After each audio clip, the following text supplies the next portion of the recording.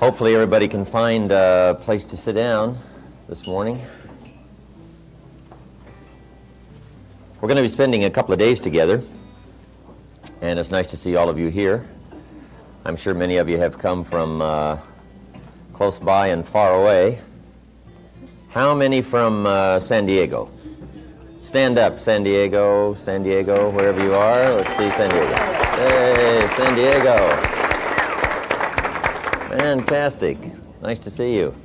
Do we have anybody here from Northern California? Up north? Okay. We do the leadership seminar up north, but sometimes they come from up there down here. Let's see, who's next?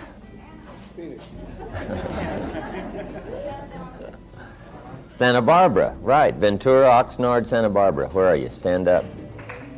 Right down here. Nice to have you. Okay, who's next? Phoenix. Two for... All right. How about Los Angeles? Good old Los Angeles. Tony, you're good.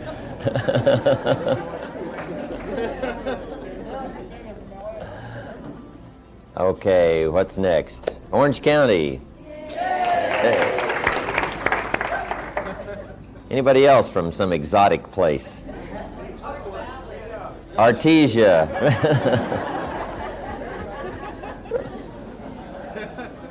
Okay. It's a pleasure to have everybody here, and we want to welcome you to the Leadership Seminar. We're going to have a good time these 2 days. By the way, we're going to take frequent breaks for some of you that have to smoke, whatever. We'll give you a chance to smoke, and then we'll have a chance for us also to stretch a little bit, relax a little bit. We'll take frequent breaks throughout the day. We're going to have lunch probably about 1 o'clock, something like that, so we can put ourselves back together here and sustain ourselves through the day. Then tomorrow we're also starting our class at 8 o'clock. Okay, 8 o'clock Sunday morning, and we'll go till about 5 o'clock today. We'll also go till about 5 o'clock tomorrow. Does everybody have note paper? Did you get your journal after the seminar? You didn't get you a journal? Okay. We're going to talk about journals today and all of the other good things under time management. Let me give you a list of the subjects we're going to cover. First of all, we're going to cover communication. That'll be our first subject today. But I want to welcome everybody here for the 2-day leadership seminar. It's nice to have you. Most of you have probably been to the evening seminar, so you're already well acquainted, fairly well acquainted, I should say, with my story and where I came from and how all of this got started. About 16, 17 years ago, I gave my first public seminar.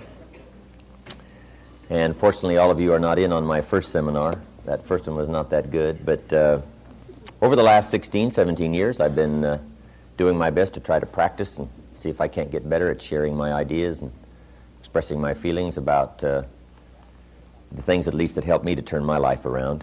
About 4 or 5 years ago, we had some businesses, corporations in California here that invited us to come in and talk about some of the things we've learned in doing business around the world in various countries, human behavior and setting goals and game plans and communication.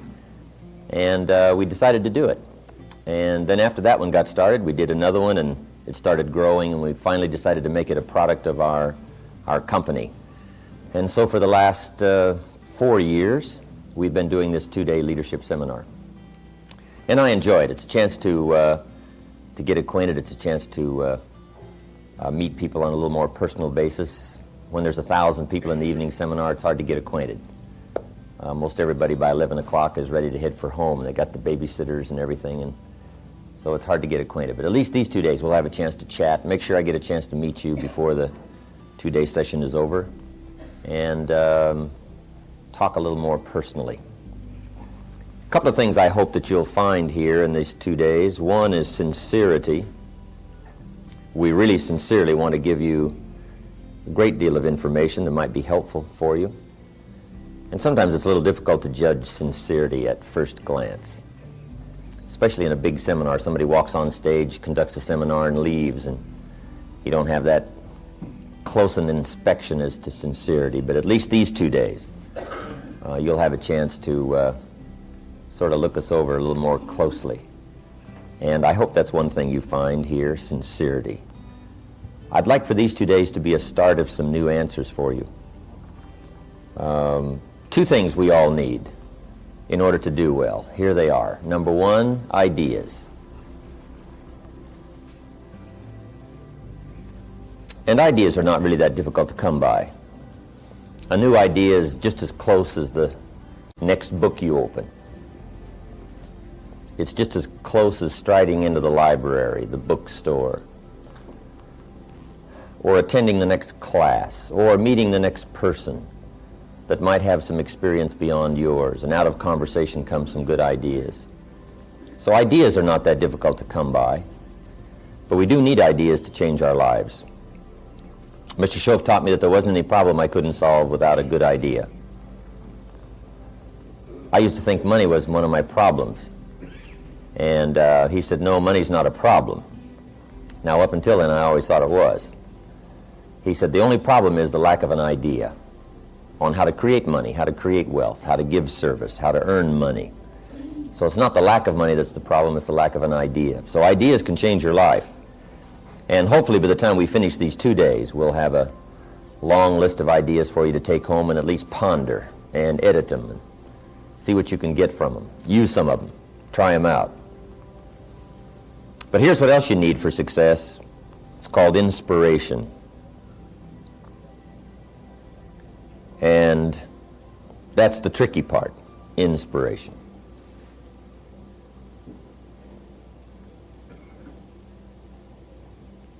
The people who seem to stay totally turned on, all excited about life, they have no problem getting up and generating that zest for the day, emotional vitality. They're excited about living, excited about working, they're excited about accomplishing. That's unique. And I guess that's what all of us wish for, that kind of inspiration. But that's a good question. Why are some people incredibly turned on about life, and other people find it hard to get going? I don't know. Part of that's a mystery to me. But we do need inspiration, something that drives us. Of course, I guess the basic inspiration. One of my wealthy friends, we asked him one time what drove him to become wealthy, and he said, malnutrition. So I guess that's what you start with, right? Just absolute bare bones necessity will inspire you somewhat to get out there and get the job done. But then if you could find something that would really turn you on, something that really got you going, that's what life is really all about. If you can find something that gives you that incredible high energy zest for living. If I was to wish something for you specially, I think that's what I would wish for you. Because if you have that high emotional energy, finding the answers are not all that difficult. And who knows but what this weekend might be the beginning of some new zest and energy on your part to go for your dreams. Here's what else I hope we can create this weekend, some emotional turbulence. It's a good idea every once in a while to just stir our mental pot. Just get the ideas flowing, get the thinking flowing, get to looking and asking questions and doing some wondering. And perhaps that'll happen this weekend. Then primarily, this seminar was designed for this purpose, and I've got a phrase for you to make a part of your notes. We all need guidelines for translating response into results. Guidelines for translating response into results.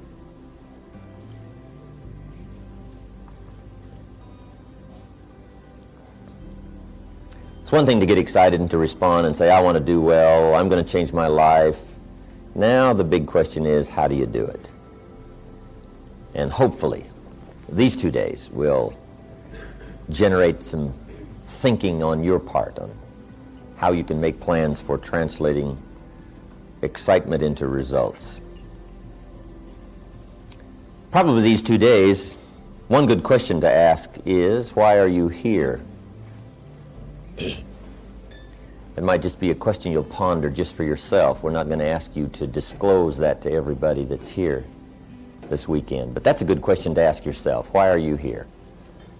And probably there's a whole variety of reasons why everybody picked these 2 days to come and sit in on some lessons and classes on doing better. Maybe some of you just came here these 2 days to get away, and that's not a bad thing. We used to do this seminar up at the ranch at Clear Lake. We've got 1,600 acres up there and a beautiful lodge, but we can only take care of about 50, 55 people, so we had to move out of the ranch. But it was a good place to get away. We had the horses and the swimming pools and the tennis courts and jacuzzis and a pool table and ping pong and all kinds of stuff. Motorcycles to ride, and Jeeps to hit the Jeep trails. And it was kind of a fun weekend to get away. And I think a lot of people just spent their money and came to the weekend seminar just to get away, right? Just to leave everything for a couple of days. And maybe you're just getting away this weekend, I don't know. But if you are, that's okay. For some of you, maybe we've caught you at springtime and you've got something new going and just a little more fine-tuning and you'll have it flying. You'll be off and running, and your new fortune or your second fortune or whatever might already be in view, and all you need is just a bit more inspiration and a few more ideas, and away you go. So you've come here full of high anticipation and hope that maybe just one or two more turns and you'll have it going your way. Maybe some of you have come here and it's been sort of drifting along. Maybe it's summertime and you're a little weary with the task of keeping out the bugs and the weeds and whatever else might be attacking your program. That could be. Maybe some of you, we've caught you at wintertime. Maybe some of you are in transition. I've been through a few of those, where I'm letting go of one and looking for the next one, and wondering just exactly what I'm going to do. But wherever we have caught you at this particular time of your life, whether it's wintertime for you or springtime, or maybe it's harvest time, maybe you're raking it in and things are going well, and over the last few years you put it together and now you're cashing it in. And maybe this weekend is a celebration for you, I don't know. But whether it's a celebration or whether it's a beginning or whether it's transition or whether it's a serious weekend, for some of you this may be a darn important weekend. And I certainly want to treat it that way. Some of you may just very well have to have some unique answers, and you're pondering some things that are very important. You're at one of those major forks in the road, and whatever direction you decide to take this weekend may be one of the most important decisions you make. I understand some of those weekends. And if it's that kind of weekend for you, I want to treat it very seriously and make sure that sincerely we cover everything we can to give you the best answers, at least that we're going to have to come up with this weekend, so you'll be off to a better start come Monday. Anyway, wherever we have found you, we want to do you good these 2 days. Here's how to get the most out of the 2-day seminar, and then we'll get into our first subject, communication. First of all, I think we ought to realize where we already are.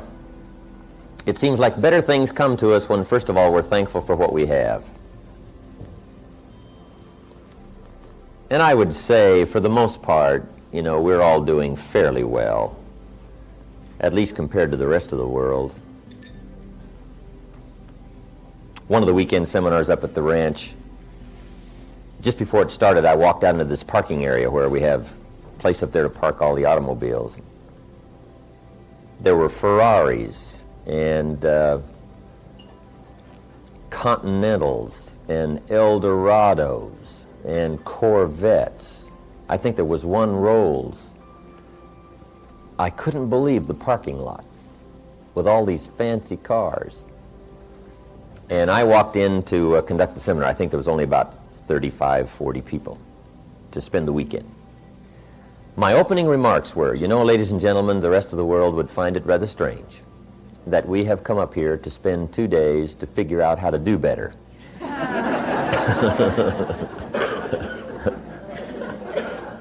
Wow. And could very well probably be said today, right? If we were to take a survey out on the parking area and we walk in here and, you know, have breakfast in style and we're all dressed pretty good and looking pretty good, the rest of the world, the 4.5 other billion people in the world that are probably struggling a lot harder than we are, would find it strange that we're trying to figure out how to do better. But we do have the chance to do well. We have the chance not only to do well for ourselves, but we have the chance to be an influence and to develop leadership for the people we come in contact with. So we do have a chance to do better. And I think when you have the chance, you ought to take it. So, first of all, realize where we are. Second, be thankful for what we already have. Who was it said, I complained about not having any shoes until I met someone who had no feet? So, we should be thankful for what we already have. Then I think to get the best out of the 2 days is be eager to learn. No matter how much you already know, how wealthy you are, and we're not here to compare bank accounts, really, no matter how much wealth of information you've already gotten, how successful you are, there's always a chance you could probably learn something else or appreciate someone else's point of view. Sure enough, somebody says, did you ever look at it from over here? And you step over there and take a look at it. And sure enough, they've got a unique view of something that maybe you haven't considered it from that viewpoint before. And that's always interesting. So be eager to learn. Then I would ask you to gather up all that we're going to share with you these 2 days and argue with it later. Not that I don't mind a good debate. I like a good debate. Our problem is this weekend we just don't have time to just open this up and let everybody have a chance to talk and exchange ideas like we might do in an open workshop. Although I do like that forum. One of the ways to come up with good ideas is debate. It's one of the ways we've decided, the Founding Fathers decided was a good way to run the country, is have two-party system and let the representatives from both parties go to Congress and debate. Not bad. Somebody says, I've got a great idea that'll cure the problems of the nation. Everybody else says, wonderful, put it on the table, let's take a look at it. Right? And they start asking questions. And after a few questions, the person may very well say, I withdraw my idea, right? I just hadn't thought of those questions before, right? So it's good, debate. I like debate. In fact, I like it so well, I'm willing to take either side of the question. But it doesn't really matter. But we're just going to have to go very rapidly because we've got an awful lot to share in just 2 days. We want to send you home with a whole wagon load of stuff to ponder and to edit and to go through. And then when the 2 days are finished, you know, as some of you talk among yourselves, because some of you have come here representing families or an office or a company or whatever, and you're going to have a chance to talk with each other about the ideas we're going to share here these 2 days. Then you go through it and edit it and decide what you think about it, and if it makes sense, use it, try it, refine it, edit it, go through it, you know. I don't mind that at all. You don't have to buy everything any one person says. Just take in the information, digest it thoroughly, think about it sincerely, go through it meticulously, and then do whatever you wish to with it. You know, be independent. As we said in the evening seminar, don't be a follower. Be a student. Okay. Then these 2 days, one more point. Try your best to be a good listener. And sometimes it's not that easy to listen. There's all kinds of voices, right, trying to get our attention. One of the good things about going up to the ranch for this seminar was at least you had the sense of getting away from your business and getting away from the traffic. In fact, it was really a way. Most everybody got lost trying to find it, so it was a way, right? Nobody's going to drop in, and so it's off, up in the mountains, gone. And sometimes in a hotel setting, it's just not that easy to dismiss all the voices that are going on in your mind about family and business and what's happening and what's going to happen and what about Monday and all of that. But do your best to zero in and just set aside the burdens of the day and whatever's happening in your life, if you possibly can, and really zero in, become a good listener these 2 days. And we'll move right along and see if we can't load up your notebooks with plenty to ponder by the time we finish. Okay, let's now get into our first subject called communication. If there's one skill to develop, as well as any other, this is probably one of the major ones, communication. And by the way, I've got a theme for this seminar for these 2 days. The evening seminar, the theme was, the major key to your better future is you. I've changed it just a little to read, the magic key to your better future is you. There's magic in a smile. There's magic in a handshake. There's magic in human contact. There's magic in believing. In fact, that's a good book if you haven't got it. Add it to your library. The Magic of Believing by Bristol. Good book. Anyway, hopefully these 2 days we'll talk a little bit more and maybe discover some more of the magic of human contact, human ability, human potential. And communication is one of those major skills to develop. See if you can't find the magic within you that can reach other people. How to affect other people with words. Major challenge. To get your ideas across, to get people to understand what you're trying to say, get them to understand how you feel. And at first, words are a bit clumsy when it comes to trying to express an emotion or an idea or a feeling. But if you'll practice it, and especially if you know the components of good communication, it'll really start to help. I heard the story about the preacher in the back country down in the southern part of the United States was taking over this little country church for the first time, and he was up preaching his first sermon. And he said, congregation, first of all, this church has got to crawl. And in order for this church to crawl, everybody's got to show up and do their Christian duty. And if everybody will show up and do their Christian duty, this church can begin to crawl. And the congregation understood what the preacher said, and they all responded, let it crawl, preacher, let it crawl. He said, next, this church has got to get up and walk.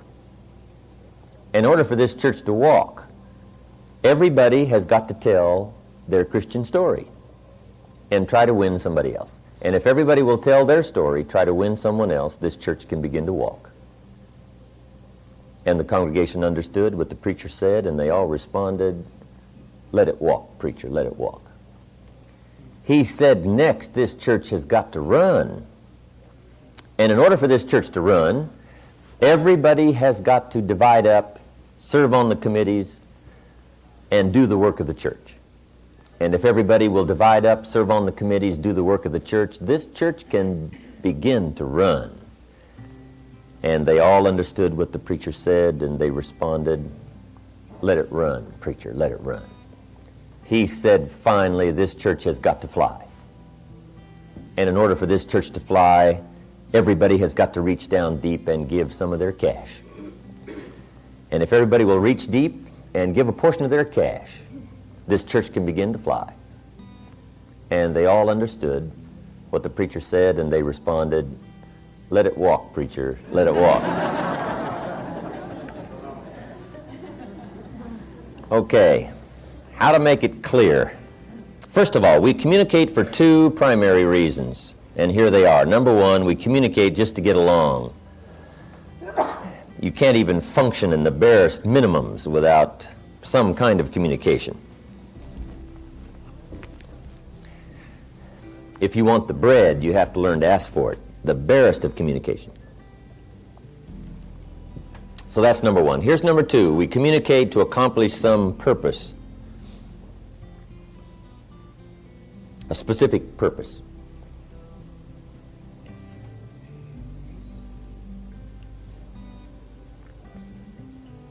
Now, communication starts from somewhere, and for you, communication starts with you. Good phrase to remember. Your world begins with you. This is not to be self-centered, but your world is around you, your own consciousness and your own awareness.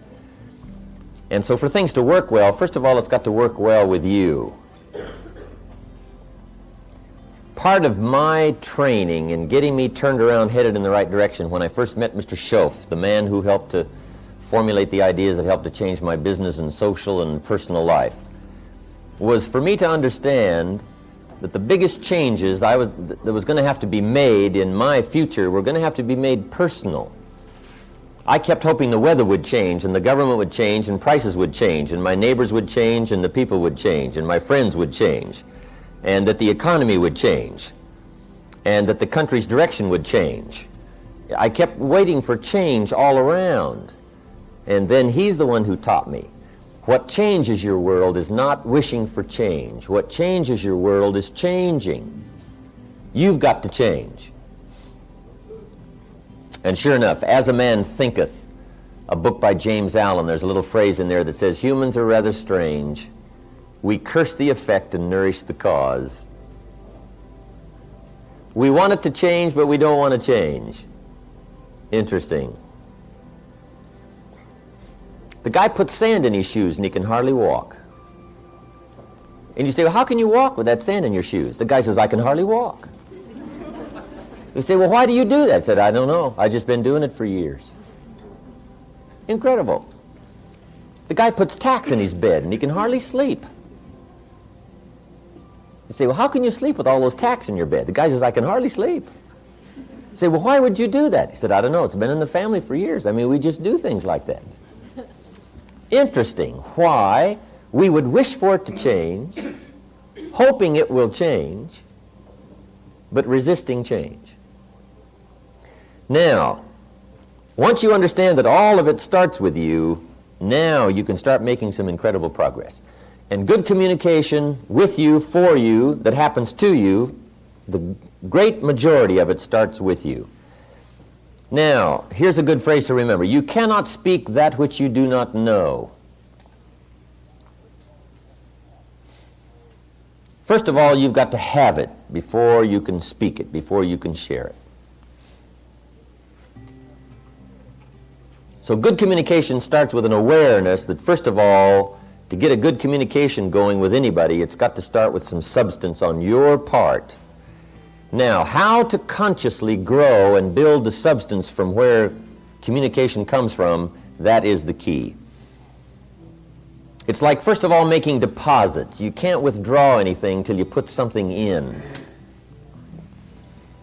We all need to be consciously aware every day of gathering up the ideas, the inspiration, the feelings that we're going to use for future communication. Future meaning maybe in the next 5 minutes, but maybe the next 5 days, 5 weeks, 5 months, 5 years.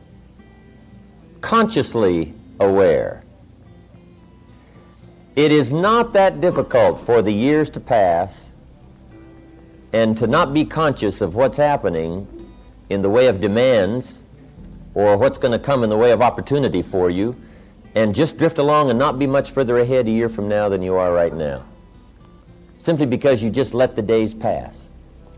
But if you have a conscious awareness of what it takes to effectively affect other people, to get your ideas across, to get decisions, to express your feelings and your opinions, once you do that deliberately and consciously and daily and consistently, now that's what starts your own personal development. Let me give you 4 key words to be aware of that will help you in putting together a conscious awareness program of developing a source of communication, making these deposits. See, when you talk, you want a verbal check that'll cash. When you speak, you want to speak from something that's there. an awareness that's there, a feeling that's there. And to create this foundation or this reservoir or this deposit or this account from which you can talk, let me give you 4 words that will help you to do that. Here's the first one.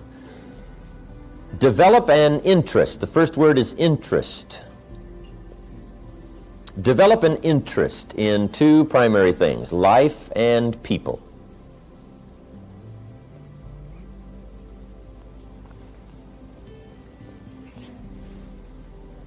If you're interested in life, see, right away, daily, weekly, monthly, you're going to be gathering up information and impressions and awareness, more so than someone who is not that interested. Most people want to make it, but they don't have that interest, that keen interest in what's going on around them. So the 2 things to be interested in is life and people. Make a study of those. Make sure you're entering something in your journal constantly about life and about people, business life and social life, what's happening around you. It's called gathering so that you can use it for future conversations. Now you do this deliberately by using these 4 words and thinking about them. What I like to always do is develop a mental tick list, things to remember as you proceed through the day. Now at first when you develop a little mental tick list of things to remember, sometimes it's a little awkward. Right? It's like learning to play the piano. My teacher said, here's the right-hand scale. So I got those, no problem. Then my teacher says, now we're going to run the left-hand scales. I got those, no problem. Then I remember the day when she said, we're going to play both hands together.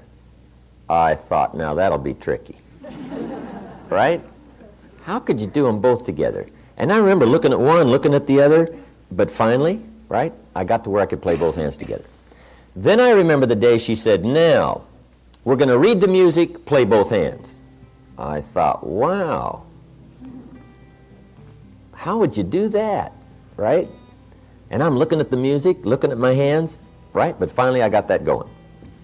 Then I remember the day she said, now, we're going to watch the audience play the music, read the music, play both hands. I thought, now, how could you possibly do that? Right? But sure enough, I finally got to where I could watch the audience, read the music, and play both hands. Right? After a while. At first it was a little awkward, but after a while I finally got those, right, 4 things in line. So, here's what I want to give you. It's a little mental tick list to remember. And at first it may seem a little awkward to try to remember these 4 things in gathering information for future conversations, communication. But just try, and then finally it'll come naturally. So the first word is interest. Be interested enough to find ideas to put in your journal. Be interested enough to look around. Keep your eyes open. What's going on? Be alert. Don't miss anything. Okay, here's the second word for good communication. Developing this reservoir. And that is fascination. Fascination goes a little bit beyond interest. Fascination means you take a second look. Fascination means you're just not interested in just surface information. You want to know what's behind it. What does it really mean? So if you really want to develop this reservoir of information for future conversations, you've got to be fascinated with life, fascinated with stories, fascinated with human behavior. Why do people act like they act? Why do they do what they do? Now also be interested and fascinated with your own life. How come I act like I act? Why do I always do this? Why do I feel this way?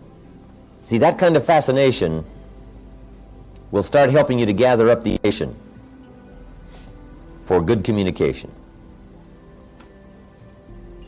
Fascinated. Here's the third word, and this is a good one. Sensitivity. Develop a sensitivity to life and people.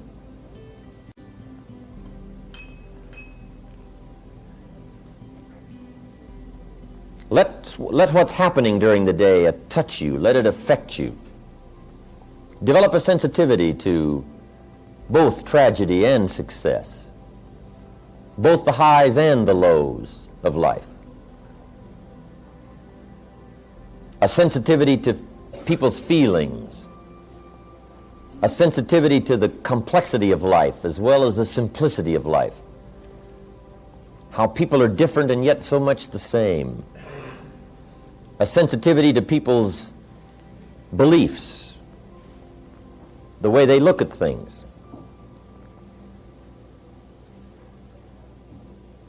Here's a good phrase, let life touch you. Don't let it kill you, but let it touch you. Be sensitive.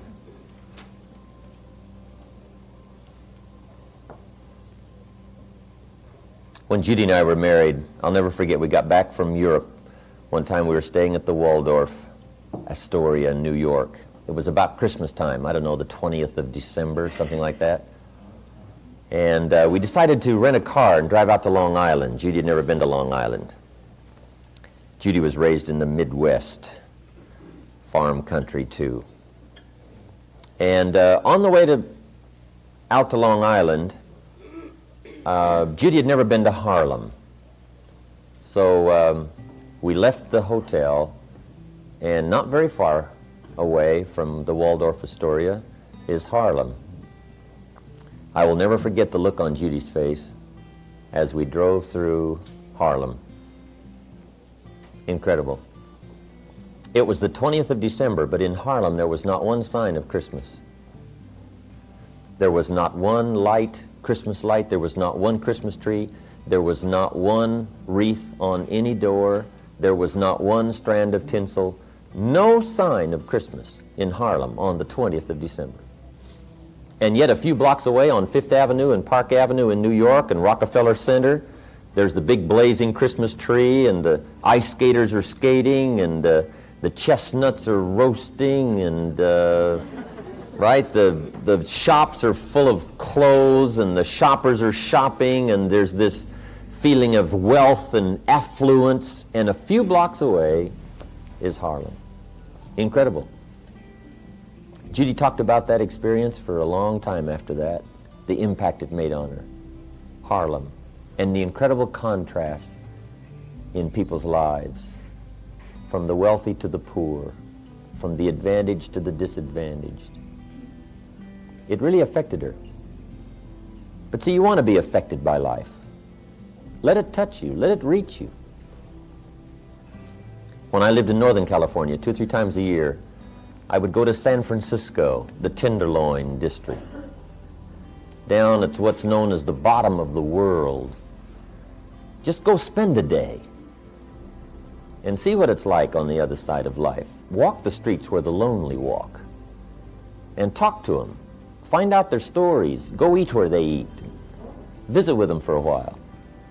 It's an incredible experience. Because I was raised fairly well, I've never had any tragedy in my life, so I really don't know what it's like. But it's good to have a view and a look. You don't have to go live in poverty, but you got to be aware of it. You got to know about it. You got to be sensitive to it. Man, I got to know there Frank. Frank runs a bar in the Tenderloin in San Francisco. What an incredible place. You wouldn't believe it. Frank sees more tragedy in a week than most people see in a lifetime. Incredible. I'm visiting with him there one day. He said, Jim, see that lady sitting over there at the bar? I said, yes. He said, that's Cookie. He said, how old do you think she is? I said, I don't know. She looks about 45. He said, she's 25. I said, wow. Cookie used to be a go-go dancer. And she developed some kind of bone disease and had all these operations. And now she's got the bolts and the pins and so on trying to hold her together, and she can hardly walk. And he said, Cookie comes in here 3 or 4 times a week and sits right there. And she's also got a little boy, 5 years old. He's dying of leukemia. And said, Cookie comes here and drinks till she can't drink anymore, and usually I have to call a cab and have somebody come take her home. Cookie. The story really got to me. I used to go by after that every once in a while and put some money in an envelope and her name on it and leave it for her to come by and get. The story got me. But that's Frank, Cookie, the Tenderloin, the other side of life, where the difficulties are. We've all got to be sensitive to that. We've got to let it affect us. As you let all of life affect you, so it affects your conversation, so it affects your communication. So people have this incredible sense that there's a great deal about you and your sensitivity and your interest and your fascination with life that makes life uniquely worthwhile for you. And I'll tell you what, it'll show up in your conversation, it'll show up in your feelings, it'll show up in your ability to reach people. Sensitivity. Don't be afraid of it. Use it. Develop it. Now here's the fourth word, knowledge.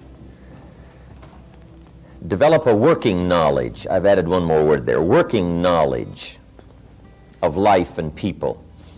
A working knowledge means a systematic way of gathering up all the information that comes your way and try to put it into some workable form. That's why we suggest a journal. You've just got to have a daily journal to record the ideas and the impressions and the feelings and the things that come your way, so that you'll have this working knowledge, this depth of awareness. Now, if you'll work on those 4 words and be consciously aware that you're working on knowledge, sensitivity, fascination, and interest about life and people in a deliberate way, a daily way, a consistent way, so that when you get ready to talk, there'll be all this substance there waiting to back up whatever you have to say. Here's a good phrase, let what you say be the tip of the iceberg of all you know and all that you feel and all that you're aware of. Let what you say only be a small portion of all you know and feel. I'm sure we've all had experiences talking with some people, and sure enough, they said far more than they knew. Very quickly.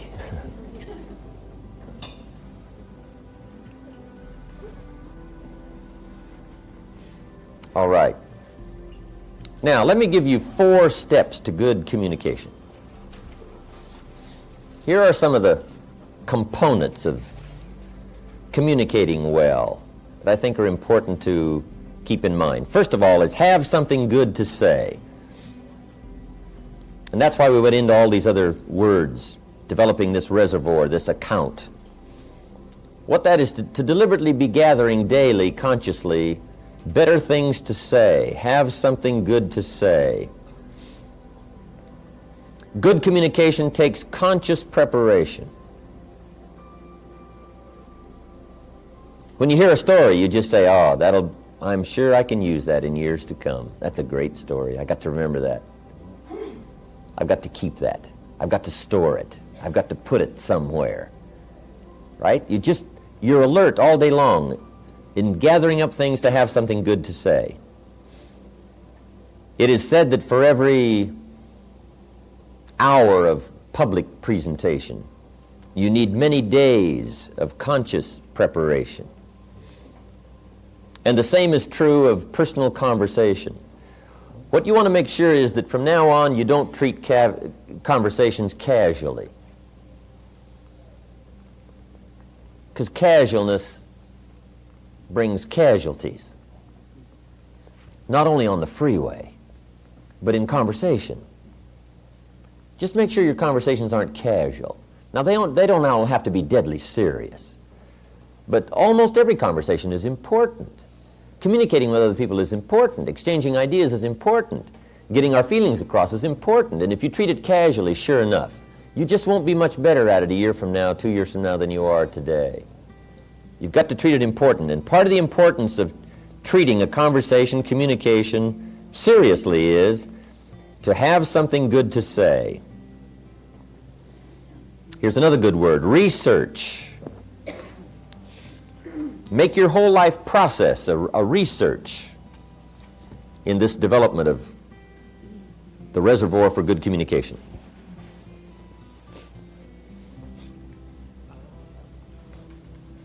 Now, if you've got a speech to make, or you're going to have a family council, or you're going to get together with somebody and you've got something important you're going to have to get across. Now, let me give you a good advice. Get ready for it. And sometimes getting ready is a matter of several days of taking some time throughout the day to get ready to get ready. However, if you're going to talk with somebody, we all need to develop a sort of a quick mindset of getting ready to talk to somebody. You know, putting it in gear, being conscious, being aware. That's called getting ready. But this whole process of getting ready to have something good to say is very important. Research. This is where your library comes in. We'll talk a little bit more about that under personal development. Library. Your journals. Taking notes. Capturing feelings and ideas. That's how you have something good to say. You do it deliberately, consciously.